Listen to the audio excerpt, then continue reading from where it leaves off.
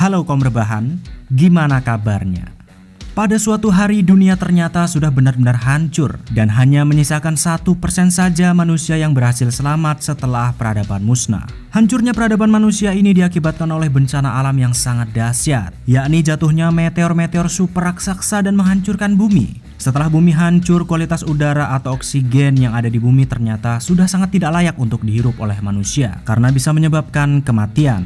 Oleh sebab itu para ilmuwan dan pemerintah pun memperkerjakan orang-orang dengan keahlian khusus untuk menjadi kurir. Yang mana kurir-kurir ini bertugas untuk mengantar segala kebutuhan masyarakat termasuk pasokan oksigen agar mereka bisa terus bertahan hidup. Ya, itulah gambaran dari sekilas drama yang akan kita bahas kali ini. Dan karena dramanya memang sangat seru bingit, langsung saja kita simak ke alur filmnya. Dan ini dia, Black Knight.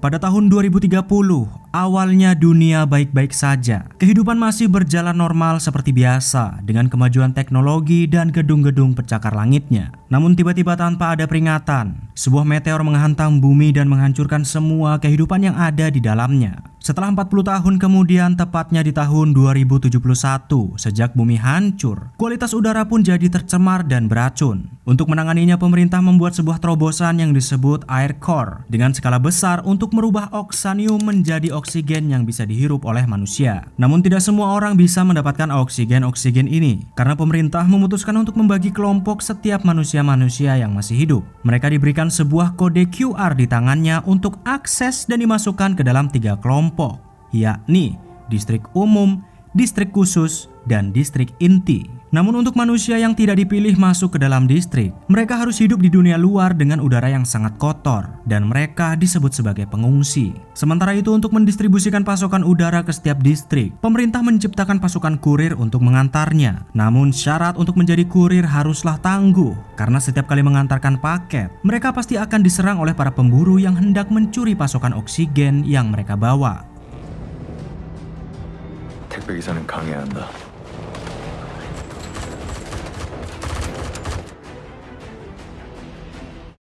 Di distrik pengungsi yakni distrik Gangnam, ada seorang bocah yang hari itu menantang para pemburu untuk bertarung dengannya. Bocah yang bernama Yoon Saul ini bertarung bukan karena hobi atau sok-sokan aja. Dia hampir setiap hari memang mencari lawan untuk meningkatkan kemampuannya bertarung. Semua itu dilakukan tidak lain dan tidak bukan karena Saul ingin menjadi seorang kurir. Selain karena menjadi kurir terdengar hebat, ternyata satu-satunya cara para pengungsi yang tidak memiliki kode QR untuk masuk ke dalam distrik adalah menjadi seorang kurir. 아, 저 새끼들 너무 비겁한 거 아니야? 아, 이놈들아!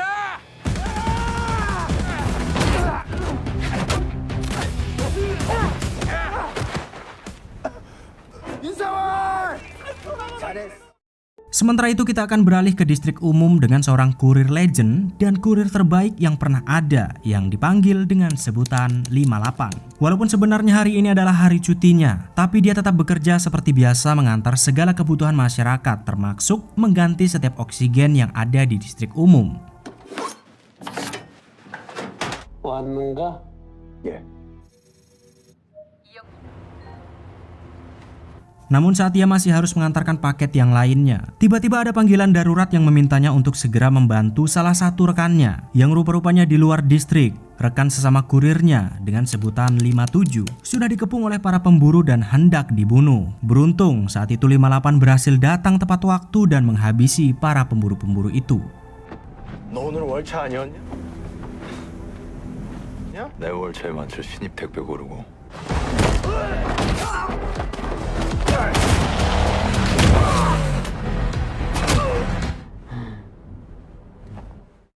Setelah berhasil menantang para pemburu, Saul yang statusnya sebagai pengungsi diam-diam masuk ke salah satu rumah di distrik umum dengan sangat cerobohnya. Yang rupa-rupanya Saul ini adalah pengungsi yang diselundupkan oleh seorang mayor yang bernama Jung Sul Ah dan hidup bersama mereka. 손들어.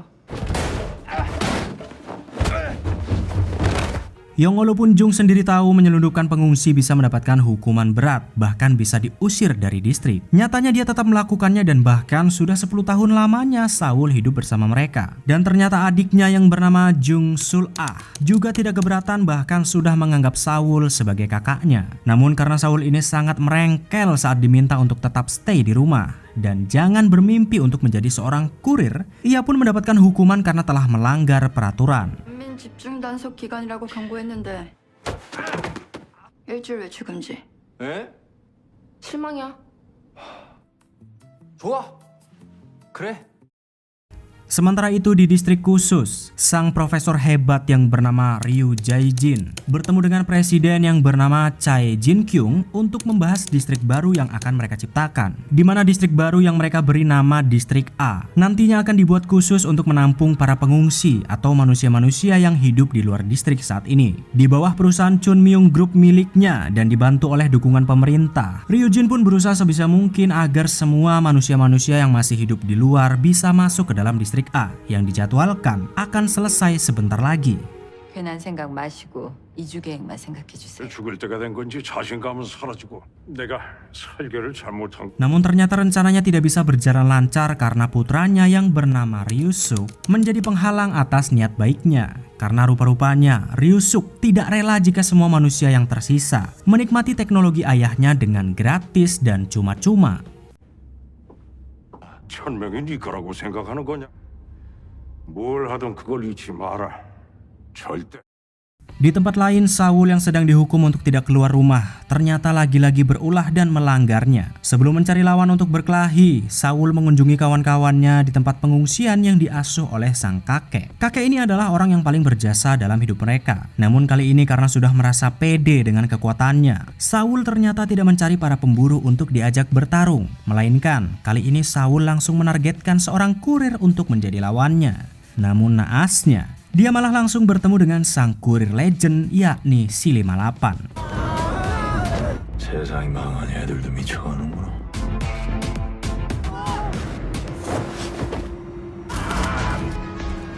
닥치고 한판 붙자. 예의가 없구나. Tidak berselang lama saat 58 masih dalam perjalanan mengantar paketnya, tiba-tiba badai besar pun terjadi tanpa ada peringatan. Si kakek pun segera memperingati semua warga pengungsi untuk tetap bisa bertahan di dalam rumahnya masing-masing sampai badai itu reda.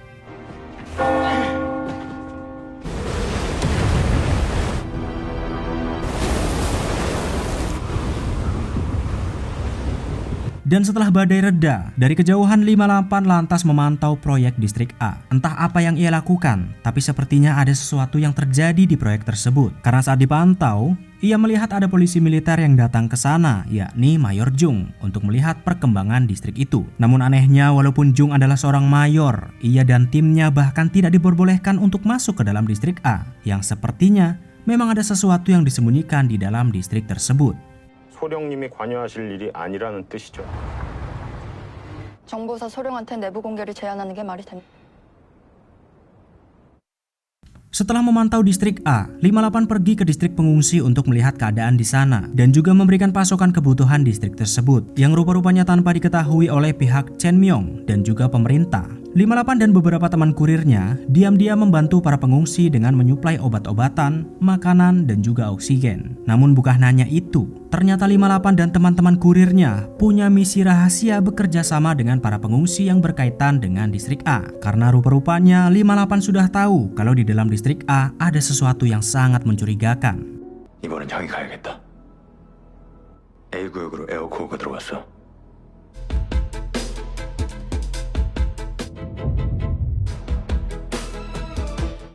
Setelah dari distrik pengungsi, 58 kembali bekerja mengantar paket ke distrik umum menggantikan rekannya si kurir 57. Dan tanpa diduga ternyata 58 mengantar paket ke rumah Saul yang menantangnya waktu lalu. Sambil mengintip dari kamar karena sedang dihukum oleh adiknya, Saul pun hanya bisa melihat 58 si kurir legendaris yang selama ini ia idolakan. 요즘 저 사진 한 번만 찍어주시면 안 될까요? ketika 58 baru saja selesai mengantar paketnya. Tiba-tiba bel rumah mereka berbunyi lagi dan memberitahukan kalau ada kurir di depan pintu. Mengira itu adalah 58 yang ketinggalan sesuatu. Saat dibuka, ternyata mereka adalah penjahat yang entah kenapa tiba-tiba menyasar ke rumah Jung dan menyerang mereka. Karena sedang dihukum dan dikunci di dalam kamar, Saul pun sekuat tenaga mendobrak pintu agar bisa keluar dan membantu adiknya. Sambil berusaha melawan satu persatu para penjahat itu, Saul pun sangat kewalahan karena mereka menggunakan senjata dan menembaki dengan sangat brutal.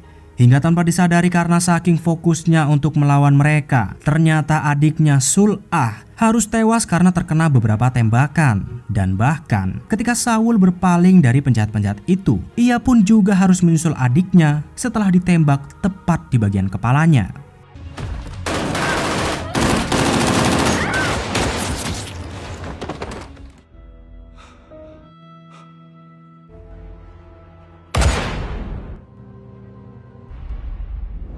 Dan di saat terjadinya baku tembak, 58 yang masih berada di sekitar distrik dan mendengar suara tembakan itu pun segera berlari menuju rumah Saul. Namun sayang ketika sampai di sana 58 sudah mendapati Saul dan adiknya tewas tergeletak bersimbah darah. Ia pun mencoba mencari tahu siapakah sebenarnya orang-orang ini dan apa alasan mereka menyerang rumah Mayor Jung. Hingga tanpa diduga ketika 58 baru saja melaporkan penyerangan tersebut ke pusat, tiba-tiba ia melihat kalau Saul yang tadi sudah ditembak tepat di bagian kepalanya ternyata masih hidup. 5-7구역 사고 발생. 5-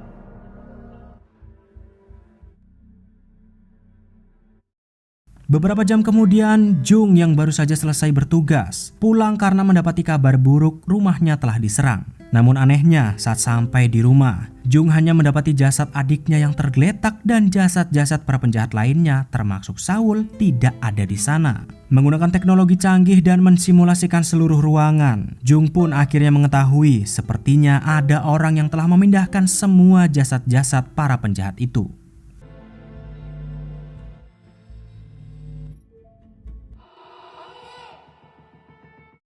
Walaupun tidak diketahui siapa yang telah memindahkan jasad-jasad para penjahat, Saul sendiri ternyata masih hidup setelah dibawa pergi oleh 58. Ada alasan yang sangat kuat kenapa ia memutuskan untuk membawa Saul. Walaupun sudah ditembak tepat di bagian kepalanya, mereka mendapati kalau tengkorak Saul bahkan sangat kuat dan berhasil menahan sebuah peluru. Karena curiga, mereka pun mencoba mencari tahu dan ternyata benar. Rupa-rupanya Saul adalah salah satu mutan yang selama ini hanya dikira sebagai mitos. 떠도는 소문이 아니었어.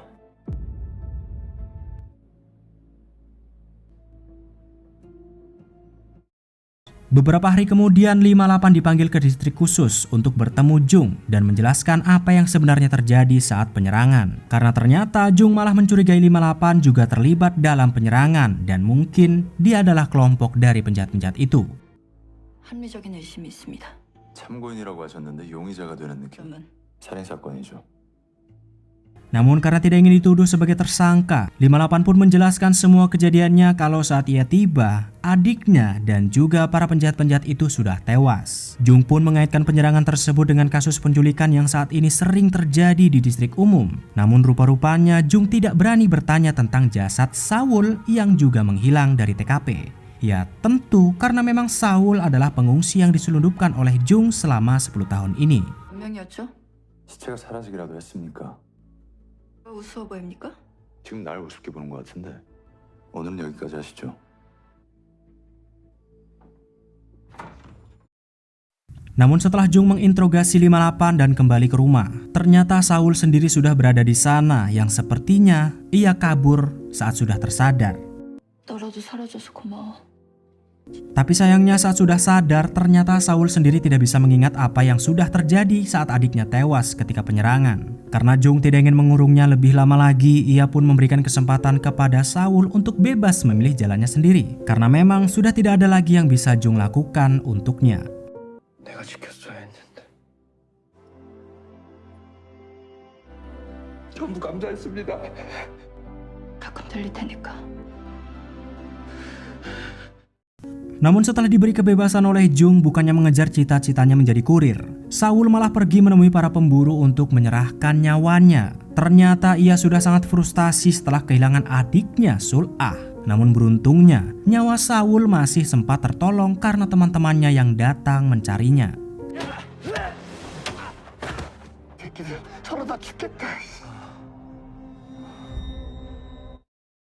Sementara di distrik khusus, Kurir 57 dipanggil untuk menghadap Ryu-suk selaku Direktur Chun Myung Group untuk melapor. Ternyata dalang dibalik penculikan dan penyerangan yang terjadi di distrik umum adalah ulah Ryu-suk. 57 lantas bertanya untuk apa sebenarnya mereka menculik semua anak-anak itu dan eksperimen apa yang sebenarnya sedang mereka lakukan. Namun saat 57 masih mempertanyakan tujuan mereka, ternyata tim Kurir 58 sudah berhasil menemukan lokasi Ryu-suk menyekap para anak-anak yang ia culik untuk dilakukan eksperimen.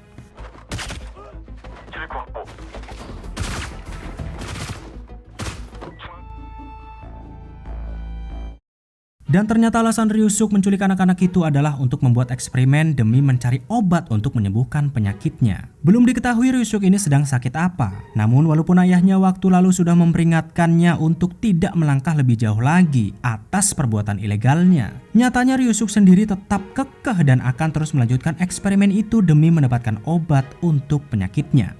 여기 내려온 순간부터 난 아무도 믿지 않는다. 죽어가는 걸 모르니 미칠 수밖에요.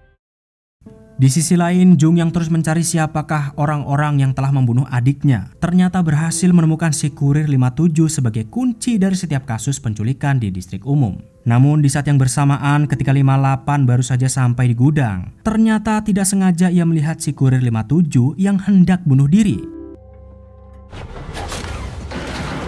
Rupa-rupanya ia memutuskan untuk bunuh diri karena tidak mau meneruskan kejahatan Ryu-suk menculik semua anak-anak untuk eksperimennya. 58 yang juga sudah mengetahui kalau Ryu-suk adalah dalang dibalik semua penculikan pun meminta 57 untuk memberitahukan eksperimen apa yang sebenarnya sedang mereka lakukan. Namun sayang belum sempat ia berbicara, ternyata Ryu-suk telah membunuhnya dari kejauhan. 저만 죽으면 돼요? 아는 것들은 거 아무거나 다 생체 실험을. 뭐 그럼 별 수 없네. 뭐야? Setelah tewasnya Kurir 57, Chun Myung Group pun menyebarkan selembaran brosur untuk perekrutan kurir baru yang akan diadakan dalam waktu dekat. Tentu kabar baik itu sampai kepada Saul yang sudah menanti-nantikan kesempatan ini sejak lama. Dan karena tidak bisa melewatkan kesempatan yang sangat langka untuk menjadi seorang kurir, tanpa pikir panjang, Saul bergegas pergi ke dunia luar untuk bertemu langsung dengan 58. Yang dimana Saul berniat untuk meminta Kurir 58 sang legendaris agar mau melatihnya. 이번 등장은 신선하네.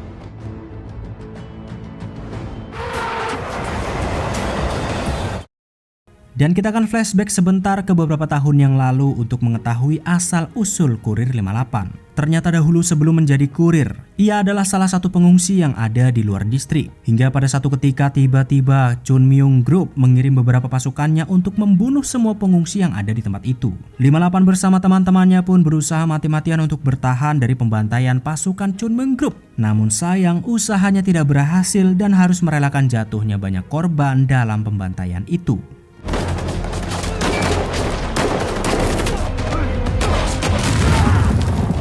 다 태워버리라는 명령이다.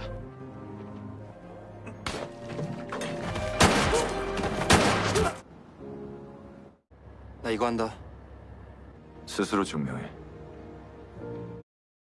Setelah menerima Saul sebagai anak didiknya, 58 dan teman-teman kurir lainnya lantas berkumpul untuk membahas Chun Myung Group yang sedang melakukan eksperimen. 58 juga memberitahukan fakta bahwa mutan yang selama ini menjadi mitos ternyata memang benar-benar ada di antara mereka, bahkan punya kemampuan yang sangat luar biasa. Namun di luar gedung ketika para kurir sedang rapat dadakan, ternyata tim Mayor Jung datang secara diam-diam karena mencurigai para kurir adalah dalang di balik penculikan yang terjadi di distrik umum.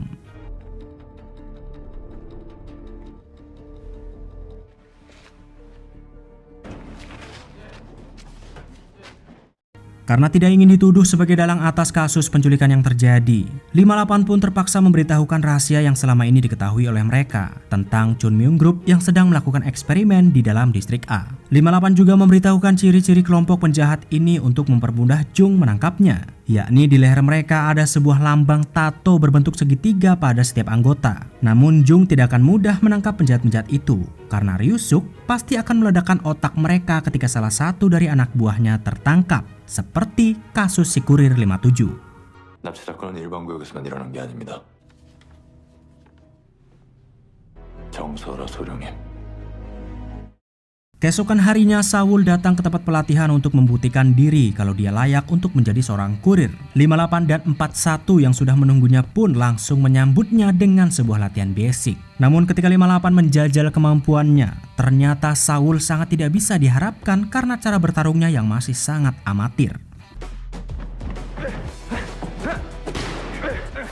셋, 넷. 막싸움이에요. 몸도 느리고.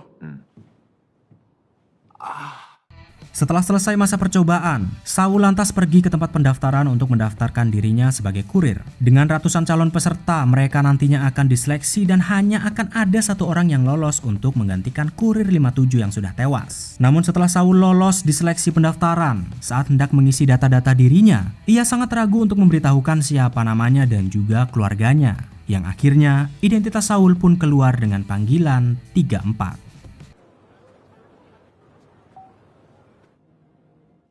Setelah mendaftar sebagai calon kurir selanjutnya, 58 dan timnya pun melanjutkan latihan agar ia siap dan bisa lolos di babak selanjutnya. Dengan mesin pelempar bola baseball, Saul harus bisa memukul bola-bola tersebut sebagai latihannya di tahap awal. Namun ternyata latihannya percuma, karena Saul bahkan tidak mengerti sama sekali dengan metode latihan tersebut, dan terpaksa ia harus diberi sedikit contoh.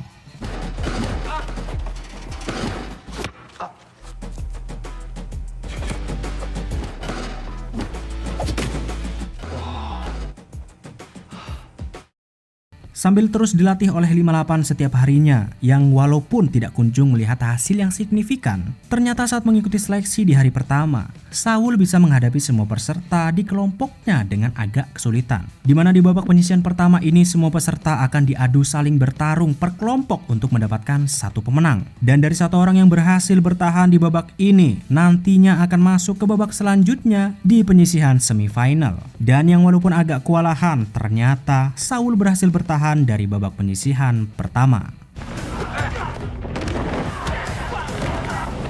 속도 좀 높이자.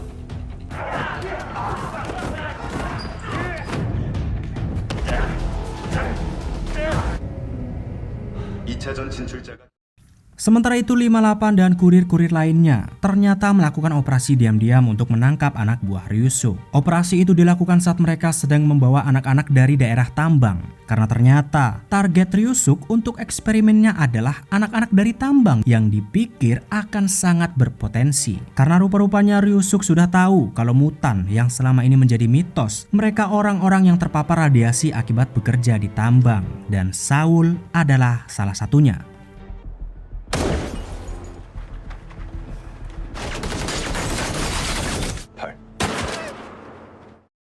Beberapa hari kemudian, babak kedua alias semifinal pun dibuka untuk menentukan siapa yang terbaik di antara mereka. Pihak pemerintah, militer, dan juga kurir diundang untuk menyaksikan tahap semifinal perekrutan kurir selanjutnya, termasuk 58. Dan kali ini semua peserta harus melakukan simulasi mengantar paket untuk menentukan pemenangnya. Namun simulasi ini tidaklah mudah, karena semua peserta akan dihadapkan dengan bahaya yang sesungguhnya, di mana pihak Chun Myung Group melepaskan beberapa pemburu untuk menghadang mereka di tengah jalan. Yang mana pemburu-pemburu ini akan diberikan imbalan bisa mendapatkan kode QR dan masuk ke dalam distrik jika berhasil selamat dari babak simulasi kali ini. Dan babak semifinal pun dimulai. 일제에 도착하는 2명의 참가자가 결승 선박 차량 등장. 각자의 가자 결승. Namun setelah pertandingan baru saja dimulai, ternyata mereka sangat kewalahan menghadapi para pemburu yang dilibatkan dalam babak kali ini. Karena ternyata pihak Chun Myung Group melepaskan banyak sekali tahanan yang jumlahnya 3 kali lipat lebih banyak dari jumlah peserta. Bahkan ketika mereka masih sangat kesulitan dengan para pemburu-pemburu itu, dengan beberapa peserta yang sudah gugur, Ryusuk malah menambahkan tantangan baru dengan meledakkan gedung-gedung yang ada di sekitar mereka. Yang akhirnya para peserta pun kewalahan, bahkan mobil Saul harus terguling di tengah jalan. Dan 상황 발생. 양 폭발.